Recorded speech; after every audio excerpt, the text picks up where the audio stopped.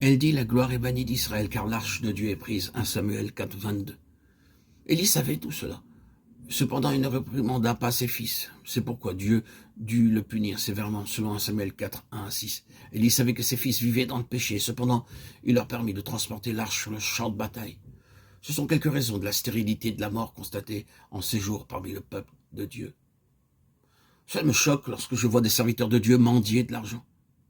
Un jour, j'ai rencontré dans le train une femme hindoue. Elle me dit, comment Dieu peut-il pourvoir à vos besoins? Vous dites ne pas appartenir à une société, comme Dieu pourvoit-il à vos besoins? Je dis, croyez-vous, comme je vous l'ai dit, que Dieu a pardonné mes péchés? J'ai témoigné comment, par mes efforts, j'essaie d'obtenir le pardon de mes péchés, par n'importe quel moyen possible. J'étais prêt à dépenser n'importe quelle somme d'argent et à aller vers n'importe qui me pardonnerait mes péchés. Mais personne ne le put. Le jour vint où j'entendis très clairement ces paroles, mon fils, tes péchés te sont pardonnés. Je peux vous répéter que le Seigneur Jésus-Christ a pardonné mes péchés il y a plus de 30 ans.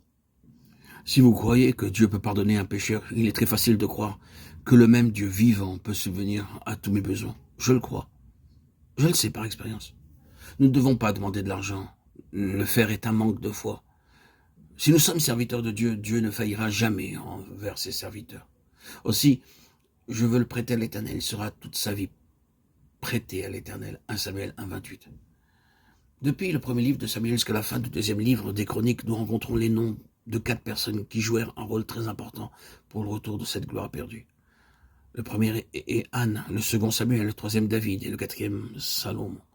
D'après ces 6 livres, nous voyons que ces 4 personnages jouèrent un rôle important dans le retour de la gloire. Alors que nous avancerons, nous verrons que ces 4 noms parlent de 4 principes divins.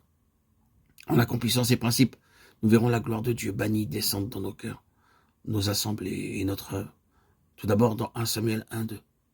Le nom Anne signifie grâce. Il nous est dit qu'Anne, si amèrement blessée, s'en alla, jeûna et pria. Cependant, Dieu ne semblait pas entendre sa prière. Alors elle continua à pleurer et pria avec foi.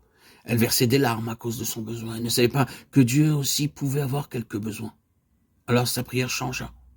Seigneur, j'oublie mon besoin égoïste et je te promets que si tu m'accordes un fils, il te sera prêté. De sorte que lorsqu'elle découvrit le besoin de Dieu, Dieu répondit à sa prière et lui donna un fils. En tant que serviteur de Dieu, nous devons découvrir quel est le besoin de Dieu aujourd'hui. Quel est le besoin de Dieu?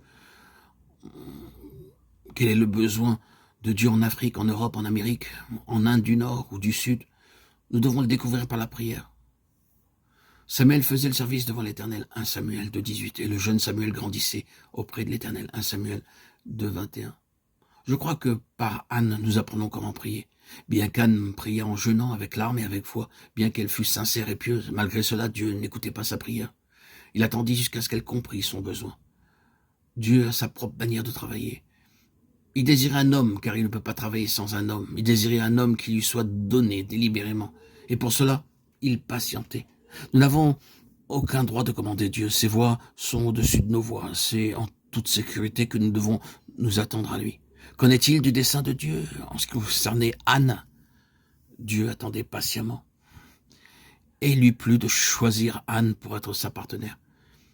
Il permit cette stérilité dans la vie d'Anne pour faire d'elle une véritable partenaire de Dieu. Quel honneur fut donné à Anne. Elle priait, « Seigneur, enlève mon opprobre. » Dieu disait, « Connaît-il de mon besoin? Mon nom est aussi couvert d'opprobre. » Nous devons apprendre à prier afin de découvrir le besoin de Dieu ou ce qu'il fait. Si nous désirons que la gloire de Dieu descende, nous devons tout d'abord apprendre à prier ainsi.